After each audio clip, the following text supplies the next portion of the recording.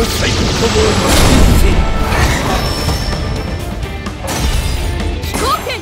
Hello, today we're talking about the very first hands-on with Street Fighter V. I'm joined by Wes, who has had his hands on that very game. My grubby hands. Yeah. What did you think of it? It's good. It's good. Perhaps not as excited to play Street Fighter V for the first time as I was to play Street Fighter 4 for the first time back in 2008. Okay. But then I think the sort of shift between Street Fighter 3, Third Strike, and Street Fighter 4 was incredibly pronounced.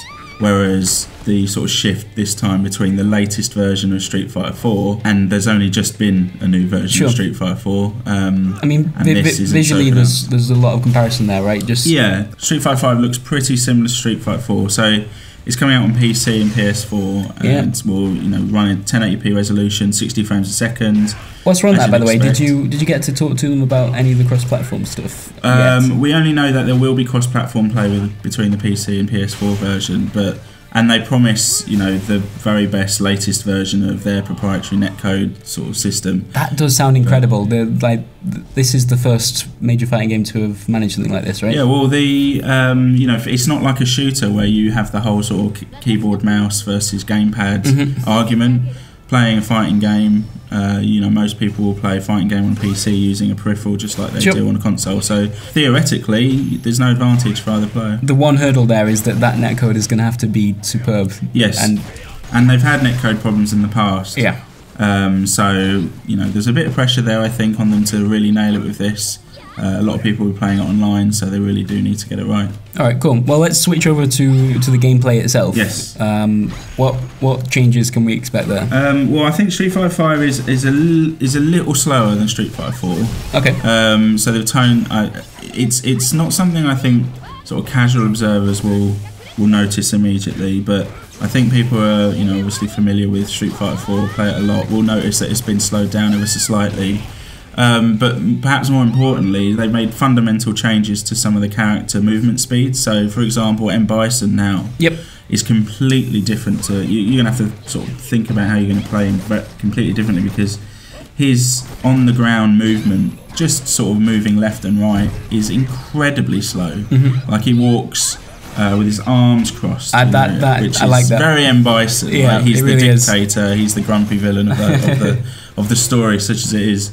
But sort of from a gameplay perspective, he's incredibly slow, and at first it's really difficult to sort of get to grips with him because he's so slow. But he has great options now in the air. Like, he can do a sort of down forward dash attack from the air that's really fast and is really easy to catch your opponent out. So while they've sort of like rebalanced him quite significantly, and you would perhaps consider him to have been sort of nerfed, he does have options elsewhere that sort of make up the difference. So M. Bison is definitely very different. I imagine when talking about game speed, it's hard to make a verdict at this stage as to whether or not that's good or bad for the series. It's just different, right? And we have this every time.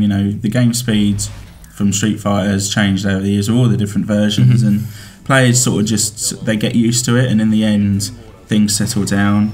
It's really hard at this stage to see if the sort of slightly slower speed is a negative impact on the game. Personally, I don't think it will. It'll probably make it a little bit more accessible to more people, but I still think the sort of similar sort of skills are very transferable. So cool. And then outside of game speed, what else are we looking at? Yeah, so the focus attack from Street Fighter 4, which I loved, I think a lot of people ended up loving it, has been completely ditched. So they've taken that out from the game and they've replaced it with what's called a V trigger. Just to quickly jump in here, V trigger, the V stands for what there? Victory, very important player. Or is it just 5? It's 5, isn't it? Okay. Right. So yeah, you now have a V gauge, which you fill up through the process of playing a match, and when it's full, you can use hard kick and hard punch to trigger your V trigger.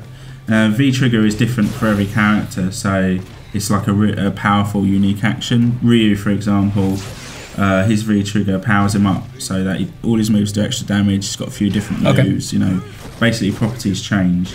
But it's different for everyone. Elsewhere, every character's got a V skill Now this is medium punch, medium kick, which is the same input command from focus attacks. Right. So I was playing Street Fighter 5, and just because sort of I've got that sort of muscle memory of doing the focus attack, I found myself doing the V skill instead of doing the focus attack. Oh, okay, just because my brain is sure. like I was just doing it in certain sense. But you get used to it. Now V skills you don't need any meter for, and they're more like utility moves. And again, different for every character. Now, what's interesting is Ryu's V skill is a parry. You know, everyone remembers the famous Daigo versus Justin Wong match when Daigo parried every single attack from Justin Wong's Chun-Li for a really dramatic comeback. Is that sort of possible? So yeah, it's sort of possible. Right, yeah, cool. But for Ryu, and it's a really cool thing to do because it's different. You know, it's not something that really was in Street Fighter 4. And then every character has a V reversal. Now V reversals are like the alpha counters from the Street Fighter Alpha series, which is basically if you time it right, you can counter your opponent's attack and get a hit in. Sure.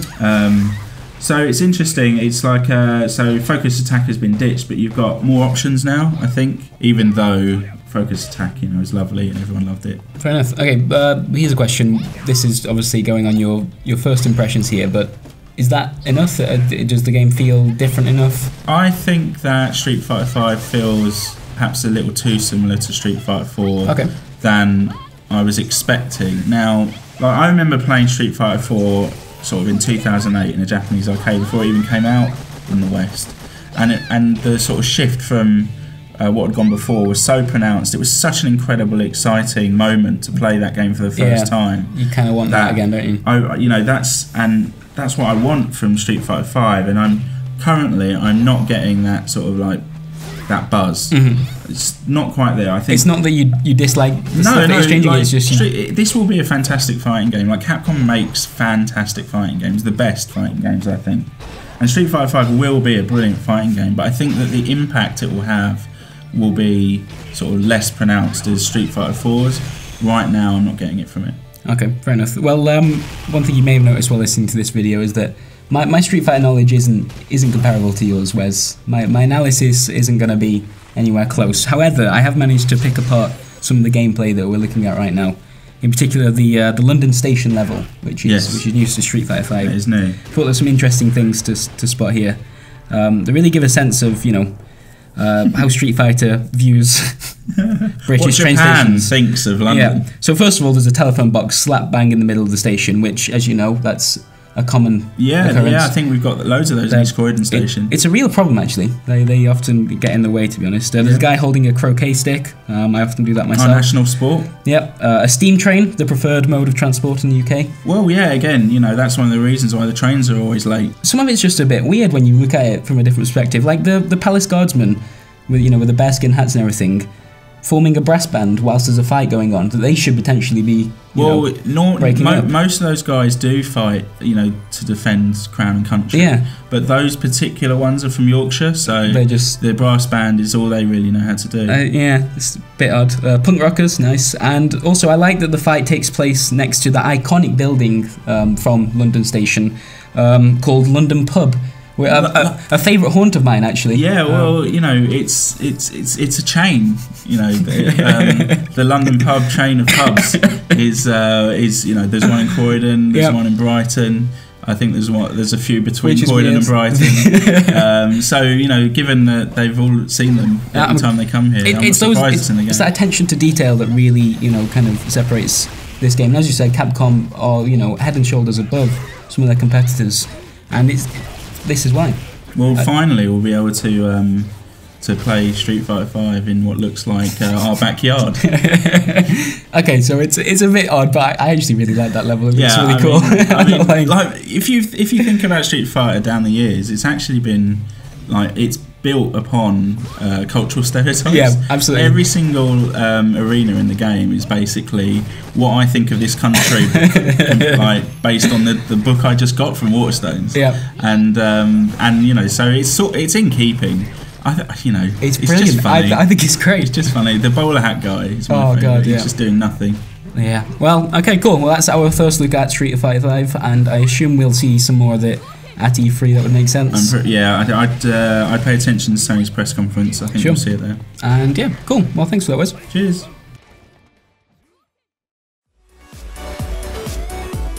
Hello and welcome to the Eurogamer Show. What are you doing here? What? I can do links. No, you can't. Coming up this week, LEGO Worlds. Is it worth leaving Minecraft for? And Ian's playing a game called